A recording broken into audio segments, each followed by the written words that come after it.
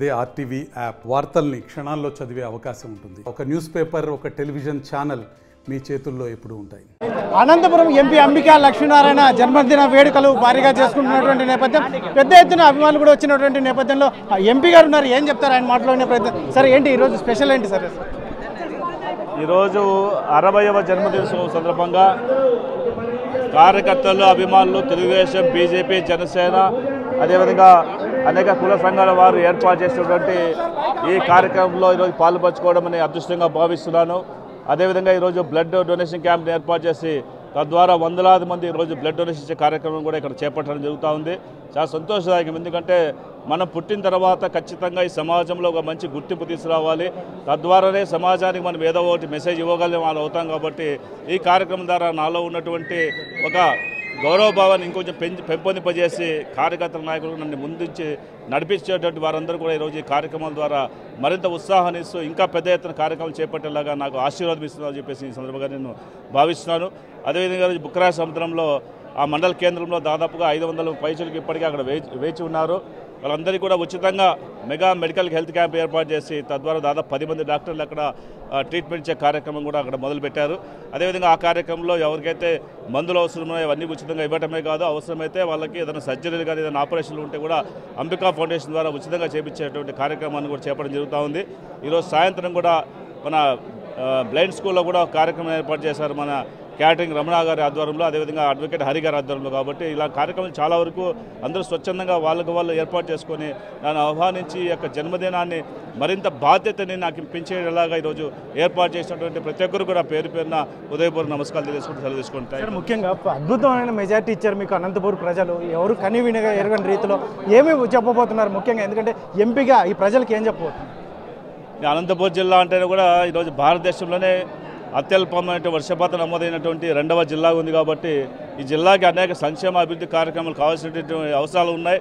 ఈ అవసరాలను ఎప్పటికప్పుడు పార్లమెంట్లో నేను లేవనెత్తుతూ గొంతిప్పుతూ మన సమస్యల పట్ల మంత్రులతో ఎప్పుడు కలుస్తూ నిత్యం అందుబాటులో ఉంటూ ఎంత వీలైతే అంత ఎక్కువ నిధులు మన జిల్లా కేంద్రానికి తీసుకురావడంతో పాటు జిల్లాలో అనేక సమస్యలు ఉన్నాయి. రైల్వే సమస్యలు కావచ్చు, బస్సు సమస్యలు కావచ్చు, రోడ్డు సమస్యలు కావచ్చు, నీటి సమస్య కావచ్చు, వీటన్నిటి కూడా తీర్చేటువంటి ప్రయత్నంలో భాగంగా అనేక మంది మంత్రులు కలవడం జరుగుతూ ఉంది.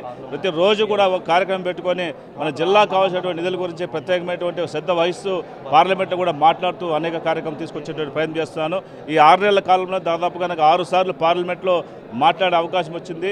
మన పార్లమెంట్లో మాట్లాడిన వాటిల్లో ప్రత్యేకించి అనంతపురం నగరంలో ఉన్నటువంటి భూగర్భ డ్రైనేజ్ గురించి కావచ్చు, ఇంకా రైల్వే సమస్యలు కావచ్చు, ఇతర స్టేషన్లో ఉన్నటువంటి అభివృద్ధి కార్యక్రమాలు కావచ్చు, అదేవిధంగా వాల్మీకులు ఎస్టీలు చేర్పించాలనేటువంటి ఒక ఆలోచన కావచ్చు, దాంతోపాటు వడ్డర్లు కూడా ఎస్టీలో చేర్పించాలనేటువంటి ఒక లక్ష్యంతో కూడా ఈరోజు పార్లమెంట్లో మాట్లాడడం జరుగుతూ ఉంది. అనేక సమస్యలు ఉన్నాయి రాష్ట్రంలో, ఎందుకంటే కొత్తగా ఏర్పడిన రాష్ట్రం కాబట్టి. వాల్మీకుల అంశం అయితే మాత్రం ఢిల్లీ స్థాయిలో మీరు గలం విప్పుతున్నటువంటి నేపథ్యం, దీనికి ఒక ఆమోదయోగ్యం లభించే అవకాశం ఉందంటారు? తప్పకుండా అండి. ఎందుకంటే ఇప్పుడు దాదాపుగా 55-60 సంవత్సరాల నుంచి కూడా వాల్మీకులు ఎస్టీలు కావాలని చెప్పేసి కోరుకుంటున్నారు. ఇది కొత్తగా చేర్చడం మీద కాదు, గతంలో ఉన్నదే. ఒక రాష్ట్రంలో ఈరోజు 2 రిజర్వేషన్ల పద్ధతి పాటిస్తున్నటువంటి ఏకైక కులం ఏది ఉందంటే భారతదేశంలో అది వాల్మీకి కులం, ఆంధ్రప్రదేశ్లో మాత్రమే. కాబట్టి మేమంతా కోరుతున్నాం, రాష్ట్రంలో ఒక కులానికి ఒక రిజర్వేషన్ ఇవ్వండి.